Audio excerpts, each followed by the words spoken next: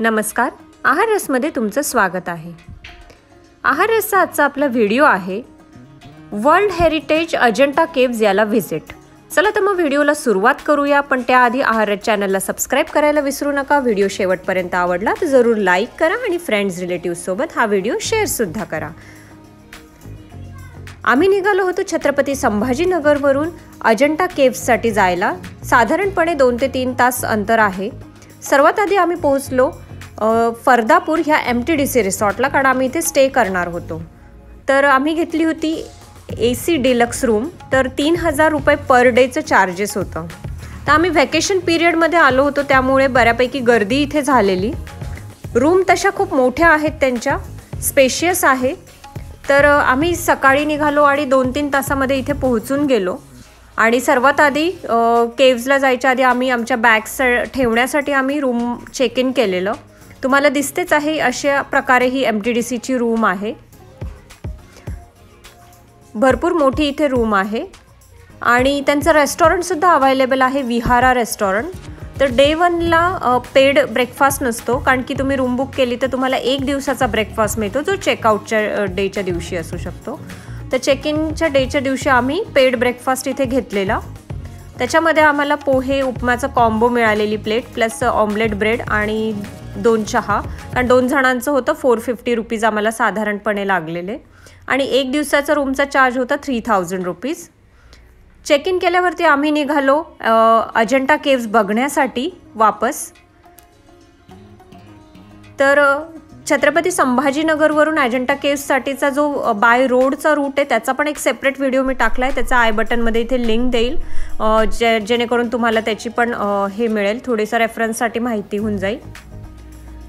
तर केव्जच्या पुढे आल्यावर MTDCचे रिसॉर्ट आहे आणि चेक इन करून थोडंसं वापस घाटाकडे जाताना काही अंतरावरती ह्या केव्ज आहेत।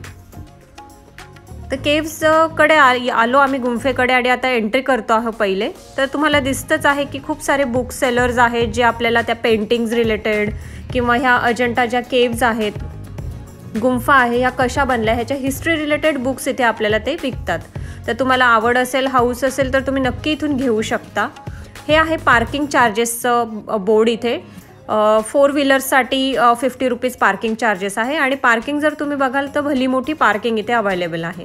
आणि जसं मी तुम्हाला सांगितलं, आम्ही व्हॅकेशन सीझनमध्ये आलेलो, त्यामुळे प्रचंड गर्दी इथे आम्हाला मिळाली। आणि पार्किंग केल्यानंतर थोडं पायी चालत जायचं आहे शटल बस एरियापर्यंत, आणि तिथून गव्हर्नमेंटच्या शटल बस पकडून आपल्याला गुंफेकडे व्हिजिट करायला जायचं आहे। तर आता आम्ही निघालो आहोत शटल बस सर्व्हिसकडे। तर जाताना तुम्हाला दिसतंच आहे की हा शॉपिंग एरिया आहे, वॉशरूम तिकडे होतं अवेलेबल, आत्ता चित्रात तुम्हाला दिसलं। तर असं हे सर्व अवेलेबल आहे। तर ह्या रस्त्याने आम्ही पुढे पुढे चाललो आहोत। तर तुम्हाला शॉपिंग करायची इच्छा असेल तर जरूर इथून तुम्ही शॉपिंग करू शकतात, बऱ्याचशा वस्तू। तर मी मोस्टली प्रेफर करते की युनिक गोष्टी मी घेण्याचा प्रयत्न करते, ज्या आपल्याला दुसऱ्या म्हणजे अशा साईटवरती, टुरिस्ट प्लेसवरती नाही मिळत। तर तशा वस्तू घेण्याचा मी प्रेफरन्स देते। तर ह्या ज्या मूर्त्या आहे इथे, ह्या खूप छान मूर्त्या विकायला असतात आणि इवन केव्ज बघायला जातात तिथे सुद्धा बरेचसे माणसं हे मूर्त्या विकत होते। पुन्हा इथे हार वगैरे असे स्टोन्सचे बनवलेले ते पण इथे दिसले मला। तर अँटिक गोष्टी खूप होत्या, हे बघू शकता, छान मोत्यांचे हार इथे स्टॉलला लावलेले आहेत। फ्रूट ज्यूसचं सेंटर आहे, ब्रेकफास्टचं सेंटर आहे, वेताच्या अशा पर्स आहेत इथे अवेलेबल, आणि होम डेकोरसाठी पण भरपूर शॉप्स तुम्हाला इथे दिसतील। आणि चहा नाश्ता वगैरे तुम्हाला करायचं असेल तर त्याच्यासाठी पण इकडे सोय आहे। तुम्हाला इथे Ajanta T junction guest house पण दिसतं आहे, पण त्याच्याबद्दल मला आयडिया नाही आहे। सो आम्ही तर MTDC रिसॉर्टलाच स्टे केलेला। तर हळूहळू शॉपिंग एरियामधनं आम्ही निघालो आहोत शटल बसकडे जाण्यासाठी। आणि वॉशरूमच्या इथे अशा गव्हर्नमेंटने सोय करून ठेवलेली आहे, वॉशरूम्स अवेलेबल आहेत। पुढे आल्यावर तुम्हाला दिसतंच एक छोटासा ब्रिज ओलांडून आपल्याला शटल बसकडे जायचं आहे। तर ऑफकोर्स व्हॅकेशन पिरियड आहे लहान मुलांसाठी, मोठ्यांसाठी सुद्धा हे एक एज्युकेशनल टूर होऊ शकते। आपल्याला आपला एन्शियंट पौराणिक ठेवा आपण बघून अभ्यासू शकतो इथे। तर तुम्हाला दिसतच आहे छोटीशी ही नदी ओलांडून आपण पुढे शटल बसकडे चाललो आहोत. तर अशी ही भली मोठी रांग आहे इथे. पण तुम्ही ऑफ सीझन येणार तर एवढी गर्दी तुम्हाला नाही दिसणार. तर वेटिंग एरिया म्हणजे इतकी मोठी लाईन आहे. पण यांच्या ज्या बसेस आहेत ना त्या बऱ्याच म्हणजे जास्त प्रमाणात गव्हर्नमेंटच्या बसेस अवेलेबल आहेत. मोठ्या साईजच्या बसेस आहेत. त्यामुळे खूप वेळ नाही उभं राहावं लागलं. 45 मिनिट्स किंवा हाफ ॲन आवर जास्तीत जास्त वेटिंग लागलं. आम्ही घेतली होती AC बस, कारण की दोन्ही टाईपच्या बस अवेलेबल आहेत. AC बससुद्धा आहे आणि नॉन AC सुद्धा आहे. तर तुम्ही तुमच्या चॉईसनुसार पण घेऊ शकता. याचं सेपरेट तिकीट तुम्हाला पे करावं लागेल पर पर्सन. तर ACचं थोडंसं 5 रुपीजने जास्त तिकीट असेल, नॉन ACचं नाही आहे एवढं जास्त. आणि आमची बस आता आम्ही बसमध्ये बसलो आहे आणि आम्ही निघालो आहोत केव्सकडे जायला. तर सुंदर असं निसर्गरम्य रस्त्याने आम्ही जातो आहोत आणि इथे छान एक नदी मला दिसली.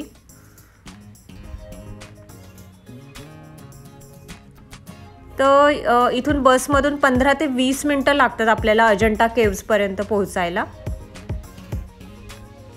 आणि हे मॅन्डेटरी आहे की आपल्याला ही शटल बसच घ्यावी लागते, कारण आपले स्वतःचे जे व्हेकल्स असतात ना ते अलाउड नाही आहेत इथून पुढे आपल्याला ह्या स्टॉपपासून केव्सपर्यंत जायला. कारण की त्याच्या पेंटिंग्ज आहेत त्या जीर्ण होत चालल्या आहेत हळूहळू. तर असं आहे की आपल्याला ते पोल्युशन नाही करायचं आहे, म्हणून मग ही सोय गव्हर्नमेंटने केलेली आहे. तर आम्ही पोचलो आहोत बसने इथपर्यंत आणि हे आहे वर्ल्ड हेरिटेज अजंठा केव्स. आणि इथे मी तुम्हाला दाखवलं आहे बघा, ह्या अशा बसेस अवेलेबल आहे. चांगल्या क्वालिटीच्या बसेस आहेत आपल्या. आणि बसमधनं उतरल्यावर आम्ही पुढे चाललो आहोत. तिकीट घर आहे तिकडे. तर आपण निघालो आहोत तिकीट विंडोकडे आता बसमधनं उतरून. तर असा हा परिसर आहे, भव्य परिसर आहे, छान आणि निसर्गरम्य तर आहेच आहे. तर हा तुम्हाला पूर्ण मॅप दिसतो आहे की कशा ह्या केव्स बांधल्या गेलेल्या आहेत. तर हा पूर्ण त्याचा साईट प्लॅन आहे आणि ती जी ब्ल्यू कलरची आहे ती नदी आहे. पुन्हा इथे तुम्हाला दिसतं आहे की अजिंठा लेण्या ह्या कधी बांधल्या गेल्या, कशा त्याच्यामध्ये पेंटिंग्ज आहे याची संपूर्ण माहिती इथे तुम्हाला वाचायला मिळेल. आणि कोणत्या कोणत्या टप्प्यामध्ये ह्या लेण्या म्हणजे बांधल्या गेल्या आणि कुठल्या लेण्या इम्पॉर्टंट आहेत. तर ह्या तिन्ही म्हणजे लँग्वेजमध्ये आपल्याला इथे त्याची माहिती मिळेल, मराठी, हिंदी आणि इंग्लिशमध्ये. तर अशा प्रकारे हे डिटेल्ड तुम्हाला इथे डिटेल इन्फॉर्मेशन मिळते, प्लस मॅप पण बघायला मिळतो. तर डेफिनेटली हे लहान मुलांसाठी तर एज्युकेशनल टूर आहेच आहे, पण आपल्यासाठी सुद्धा खूप महत्त्वाचं आहे. तर तुम्ही इथे स्कॅन करून सुद्धा ऑनलाईन तिकीट काढू शकता. तर असं हे स्कॅनिंगचं मशीन पण इथे दिलं आहे. अदरवाईज तुम्ही लाईनमध्ये उभं राहून नॉर्मली आपलं तिकीट इथे काढू शकता.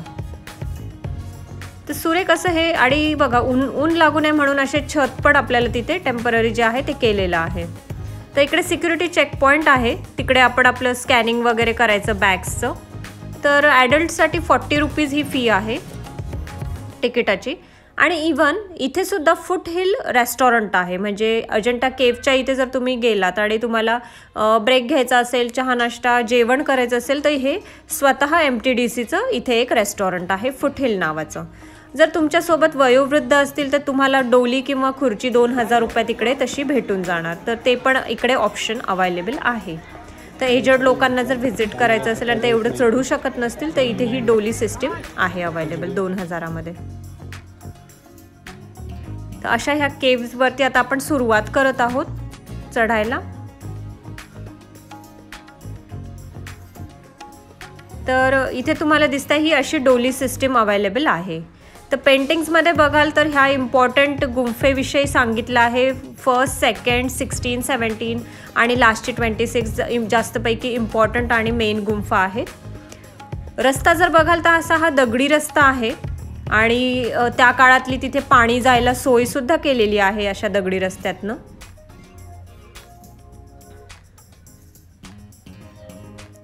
तर पायऱ्या चढायच्या नसतील तर असा हा सपाट रस्ता पण आहे. म्हणजे पायऱ्या चढताना जास्त थकवा येऊ शकतो, तर असा रस्ता सुद्धा हा केलेला आहे.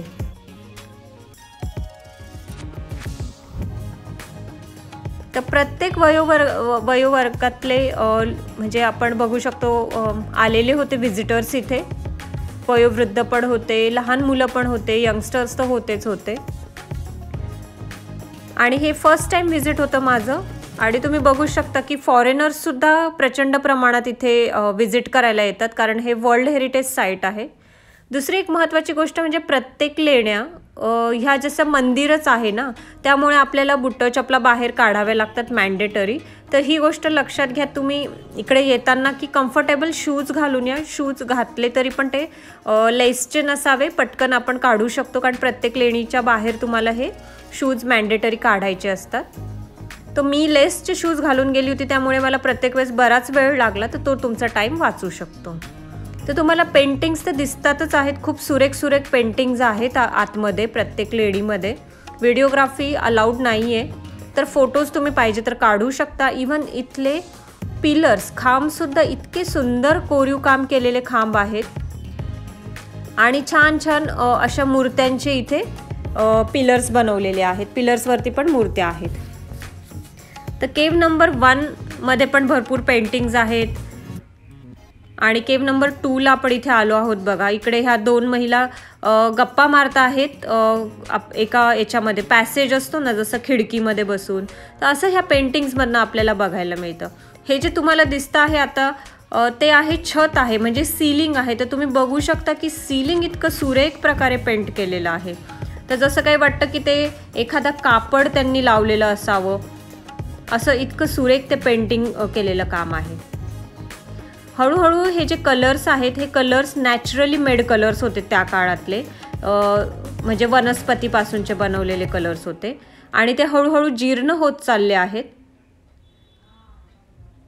हे एका खांबावरती तुम्हाला दिसतच आहे की प्रत्येक म्युझिकल इन्स्ट्रुमेंट घेऊन जे देवी देवता आहेत त्यांच्या हातात प्रत्येक वेगवेगळ्या प्रकारचं म्युझिकल इन्स्ट्रुमेंट आपल्याला बघायला मिळतं आहे. तर ह्याच्यातला युनिकनेस आपण जर बघितला तर खूप सुरेख आहे आणि खूपच अभ्यासक आहे. आणि मला तरी माझ्या वैयक्तिक असं मला वाटतं की हे ज्या पेंटिंग्ज आहेत मोस्टली कोरीव काम तर आपलं टिकणारच, त्याच्याबद्दल काही वाद नाही, पण ज्या पेंटिंग्ज आहेत त्या जीर्ण व्हायच्या आधी आपल्या घरातली लहान मुलं किंवा तुम्ही जर स्वतः पण बघितलं नसेल तर जरूर जाऊन व्हिजिट करा आणि आपला हा जो एन्शियंट ठेवा आहे, आपल्या संस्कृतीचा जो ठेवा आहे तो तुमच्या डोळ्यांनी बघून त्याला आत्मसात करून घ्या की आपले पूर्वज कसे म्हणजे टॅलेंटेड होते आणि किती हुशार होते. तर आपण बघतोच आहोत की ही जी पोज दिलेली आहे कपलने ती सुद्धा किती सुरेख पोज आहे की आपण आजकाल मॉडर्न याच्यामध्ये बघतो की छान पोज देतात, तर ह्या त्या काळातल्या अशा पोज देऊन त्याच्या कोरीव काम इथे केलेलं आहे. तर असं मी ट्राय केलं इथे फोटोग्राफ करायचं की युनिकनेस जितका तुम्हाला दाखवता येईल मला त्याच्यामधनं. हे तुम्ही बघू शकता की खाली जो हे होता त्याला पाणी जाण्यासाठी कसा खड्डा केलेला होता. आता त्याच्यात जरा माती दिसली मला, पण असं सगळं विचार करून ह्या लेण्या बांधल्या गेलेल्या होत्या. तर छान अशा ह्या पेंटिंग्ज आहेत आणि पुन्हा भगवानांचं दर्शन तुम्ही इथे घेऊ शकता.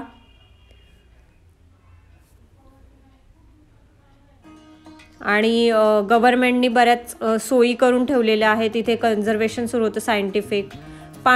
पिण्याच्या पाण्याची सोयसुद्धा इथे केलेली आहे. तर तुमच्याकडे बॉटल असेल तर तुम्ही त्याच्यात भरून घेऊ शकता पाणी. त्याच्यामुळे वरती लेण्यांच्या इथे पिण्याच्या पाण्याची सोयसुद्धा आहे.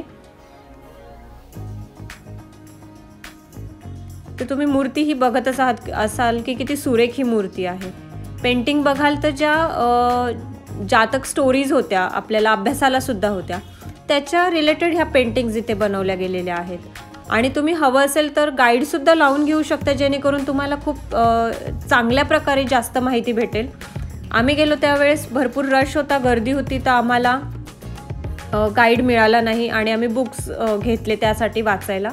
ही ती फेमस पेंटिंग आहे राजकुमाराची आणि त्या काळातल्या स्त्रिया कशा वेशभूषा करून राहायच्या ते पण तुम्हाला दिसेल.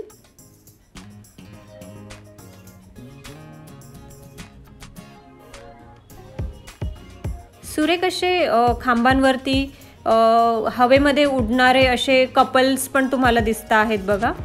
सिलिंगवरती सुद्धा पेंटिंग आहे आणि ही पण एक कोरीव मूर्ती जी आहे ना ही पण फेमस आहे. हे रंगीबेरंगी सिलिंगवरती पेंटिंगचं काम केलेलं आहे, फुलांच्या नक्षा आहेत. आणि हे एक अप्सरेची मूर्ती इथे बघायला मिळते आहे।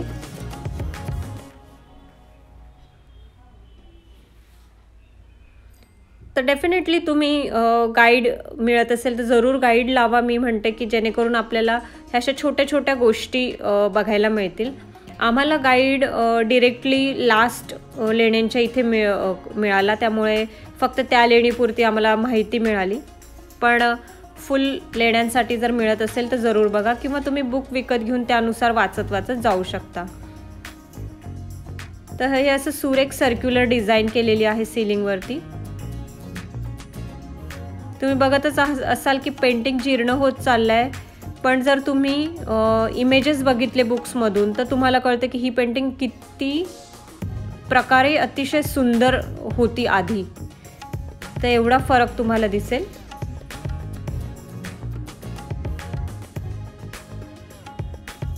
तशा ह्या छान छान पेंटिंग्स आहेत, प्रत्येक स्टोरी रिलेटेड स्टोरीज आहेत त्याच्यामध्ये।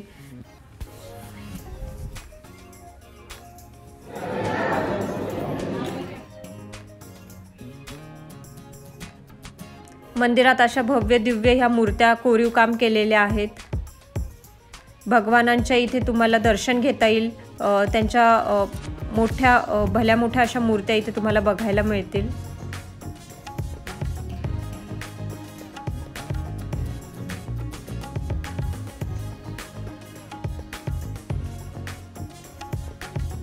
खूप सुरेख असा हा खांब आहे बघा, आणि छान त्याच्यावरती कोरीव काम आहे। अगेन सीलिंगवरती ही अगेन डिफरंट डिझाईन आहे, तर प्रत्येक सीलिंग मला जवळपास वेगळं दिसलं, कुठेच सेम सीलिंग नव्हतं।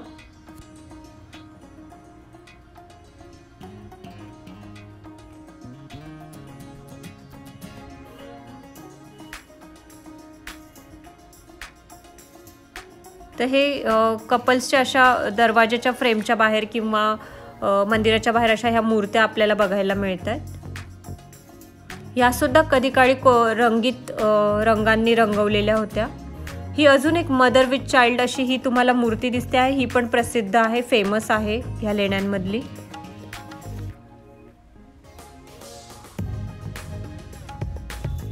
हे फ्लाइंग कपल आहे, हे पण एक ह्या लेण्यांचं वैशिष्ट्य आहे की आपल्याला खांबांवरती हे फ्लाइंग कपल्स दिसतात।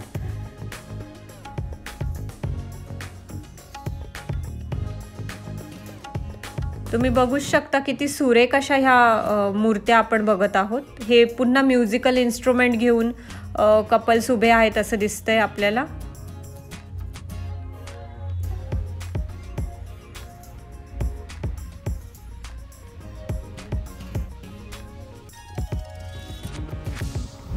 तर अशा पद्धतीने खूप छान बांधकाम आपण बघत आहोत। भव्य दिव्य असं हे बांधकाम आहे, कोरीव काम आहे। ह्या ज्या केव्ज आहेत ह्या रॉक कट आर्किटेक्चरच्या केव्ज आहेत, म्हणजे दगडामध्ये कोरीव काम केलेलं। अगेन मी तुम्हाला म्हटलं की म्युझिकल इन्स्ट्रुमेंट, तर तुम्ही ते इन्स्ट्रुमेंट जर बघाल ना तर इतके डिफरंट इन्स्ट्रुमेंट आहे, म्हणजे त्या काळात ते इन्स्ट्रुमेंट अस्तित्वात होते आणि त्याचा वापर व्हायचा।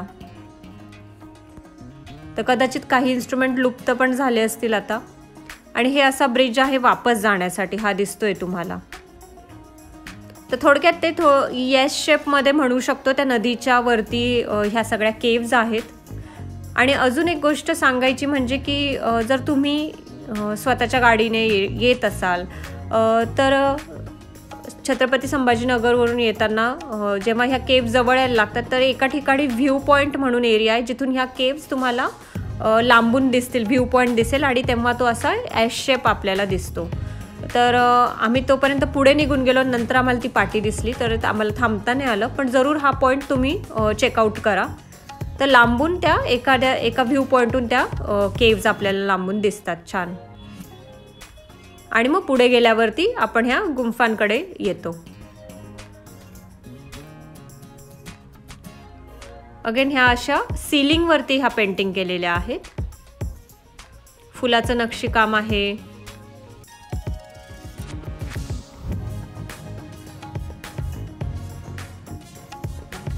तर खूप सुरेख असं हे आपल्याला चित्र बघायला मिळतं आहे। ही आहे लास्टची केव नंबर 26. तर ही सगळ्यात इम्पॉर्टंट केव आहे, कारण इथे तुम्हाला बघायला मिळेल, दर्शनाला मिळेल स्लीपिंग बुद्धा, झोपलेले बुद्धा यांचं दर्शन घेता येईल. आणि हे सगळ्यात फेमस आहे आपल्या भारतामध्ये, महाराष्ट्रामध्ये. तर जरूर तुम्ही ही व्हिजिट करा. अशा आपल्या बाकी सर्व केव्ज इम्पॉर्टंट आहेत, पण ही केव जास्त भव्य दिव्य आणि महत्त्वाची आहे. ही जी पेंटिंग आहे याच्यात युनिकनेस असा आहे की ह्या पेंटिंगला तुम्ही कुठल्या पण दिशेने बघा, ते जे छोटं बाळ आहे ते तुमच्याकडेच बघताना तुम्हाला दिसेल. तर इतकं सुरेख आणि वैशिष्ट्य ह्या पेंटिंगचं आहे. ह्या लेणीमध्ये तुम्हाला जास्तीत जास्त कोरीव काम दिसेल आणि भगवानांच्या वेगवेगळ्या तुम्हाला इथे मुद्रा दिसतील. आणि हा स्तूप आहे. स्तूपावरती पण आम्हाला हे गाईडने जेवढी माहिती दिली तेवढी मी इथे तुम्हाला देते आहे. स्तूपावरती पण मूर्त्यांचं कोरीव काम तुम्हाला बघायला मिळेल. तर हा पण अगेन याचा एक वैशिष्ट्य आहे ह्या लेणीचं. तर लांबलचक अशी भगवानांची इथे झोपलेल्या स्थितीमधली मूर्ती आपण बघत आहोत.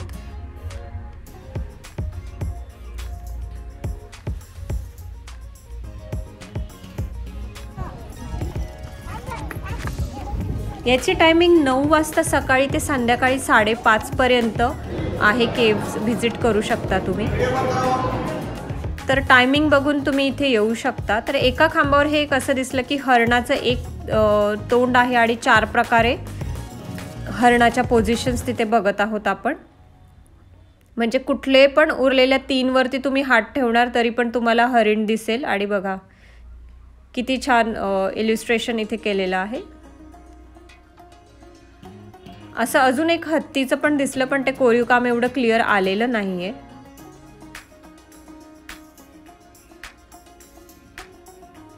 ही ती प्रिन्सची पेंटिंग आहे फेमस. तर मी रेकमेंड करेल की पेंटिंग्सची पण इकडे एक बुक विकायला मिळते आपण जेव्हा एंट्री करतो तेव्हा. तर डेफिनेटली तुम्ही घ्या. तुम्हाला जर आवड असेल एन्शियंट गोष्टींची तर डेफिनेटली तुम्ही ती बुक घ्या, कारण की त्यावरून कळतं की ह्या पेंटिंग सुरुवातीला काही काळापूर्वी किती सुंदर असतील. म्हणजे इवन माझ्या घरात सुद्धा माझ्या आईने जेव्हा इकडे व्हिजिट केलेलं 20, 25, 30 वर्षापूर्वी, त्यावेळेस खूप छान तिने पूर्ण पेंटिंग्स ह्या पाहिलेल्या. पण आजकाल म्हणजे काही कारणास्तव ह्या लुप्त होत आहेत. आणि मी जेव्हा बघायला गेली तर तुम्ही बघितलंच असेल की बऱ्यापैकी कलर ह्याचे निघायला लागलेले आहेत. तर मी रेकमेंड करेल लवकरात लवकर आपण ह्याला व्हिजिट करावं आणि आपल्या डोळ्यांनी हे दिपून घ्यावं हे सौंदर्य.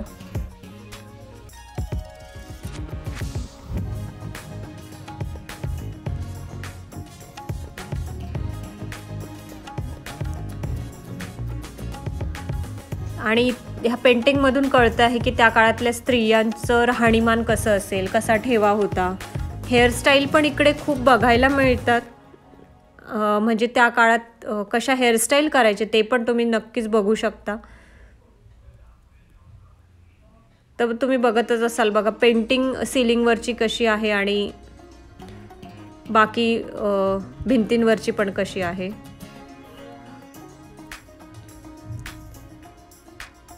तर बरेचसे अप्सरा आणि त्यांच्या मूर्त्या इथे बघत आहोत आपण.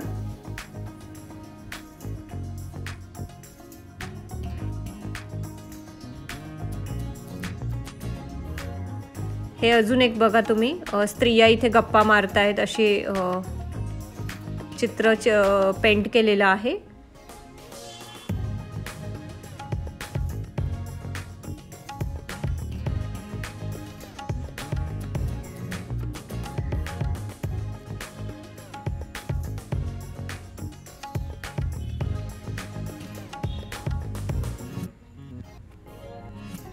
हे इतक्या कमी जागेत किती सुरेख कोरीव काम केलेलं आहे बघा.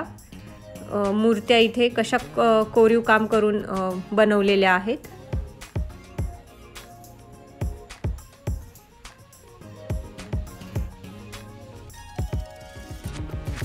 तर अशा प्रकारे ही सुरेख एज्युकेशनल अभ्यासक आणि आपल्या एन्शियंट ठेवा जपणारी ही टूर मी इथे तुम्हाला दाखवलेली आहे व्लॉगच्या निमित्ताने.